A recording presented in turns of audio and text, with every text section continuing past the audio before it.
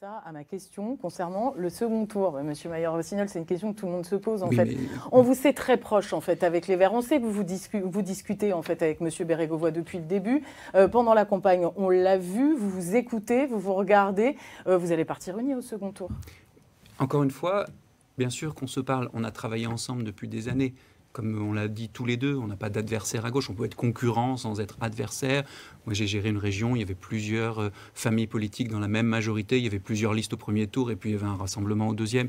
Ça, franchement, ça n'a rien d'original.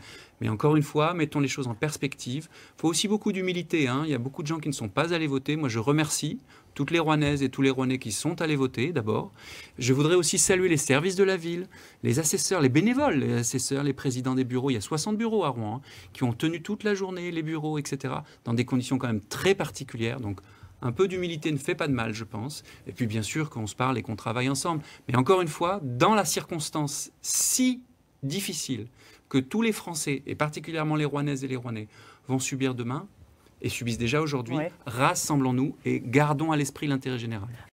Il y a quand même comment on va gérer nous-mêmes notre espace public, etc. Parce qu'on voit bien que cette crise du virus qui est en train de devenir une crise planétaire vient quand même de désordres à la fois environnementaux et à la fois de désordres économiques au niveau mondial. Donc il y va aussi de notre responsabilité de montrer l'exemple aussi sur nos territoires, sur la question de comment on gère nos forêts, nos espaces naturels.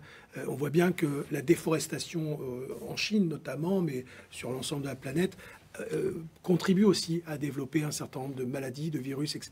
Donc il faut absolument qu'on soit, nous aussi, à la hauteur des réponses qu'on apporte localement. Vous savez, les écologistes disent souvent penser global, agir local. On a compris qu'il y avait une véritable crise à l'échelle planétaire. Il faut qu'on soit en capacité, ici et ailleurs bien sûr, mais aussi ici, à apporter notre pierre à cette réponse absolument déterminante d'un nouvel ordre mondial au niveau environnemental, au niveau sanitaire, au niveau démocratique, au niveau social, finalement au niveau humain. Encore une fois, les objectifs que fixe M. Maillard-Rossignol, ce sont des objectifs partagés. D'ailleurs, au niveau national, au Parlement, nous allons avoir prioritairement, avant même de reparler du débat sur la réforme des retraites, à traiter de ces sujets. L'urgence sanitaire, l'urgence économique, comment, encore une fois, on répond de manière satisfaisante, transparente et précise à nos concitoyens. Tout cela, nous partageons. Mais je voudrais quand même redire, et sans esprit polémique, c'est qu'une élection municipale, c'est aussi un candidat ou une candidate qui se présente devant ses concitoyens et ses concitoyennes avec malgré tout des objectifs programmatiques, et c'est normal, c'est ce qui fait le cœur de la démocratie. Il y a des dossiers structurels qui vont devoir être mis en route, tout selon le candidat qui est élu ou pas.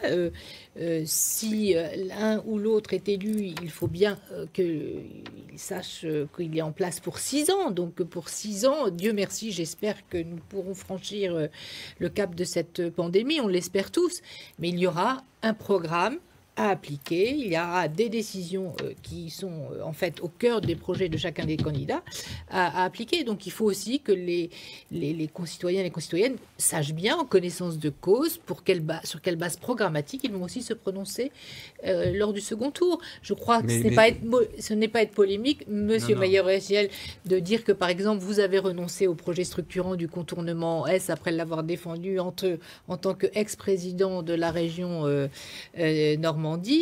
C'est pas comment dirais-je. C'est ça que je regrette, Madame Morin-Desailly. Mais non. Je regrette. Il faut le dire à nos concitoyens. Parce que là, on est dans un moment. Je ne sais pas si vous réalisez dans quel moment. Vous ne pouvez pas me faire la morale, Monsieur Maillard-Rossignol. Personne n'a l'apanage du cœur, de la solidarité ce soir. Madame, et je termine ma phrase.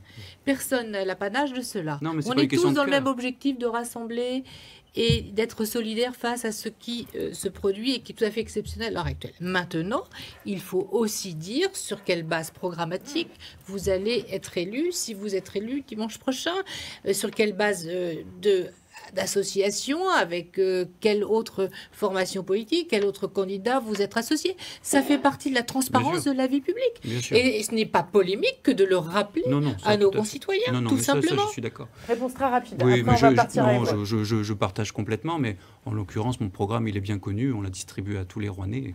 Je vous en donnerai un exemplaire si vous voulez, mais franchement, mais je crois que... l'ai lu avec beaucoup d'attention. Alors, j'ai lu le programme de tous les candidats. Alors, je suis sûr qu'on trouvera des points de convergence. Citoyenne éclairée. Très bien. Avant de poursuivre et de finir, on va reparler d'Évreux, vous l'avez dit, Émilie, on a entendu.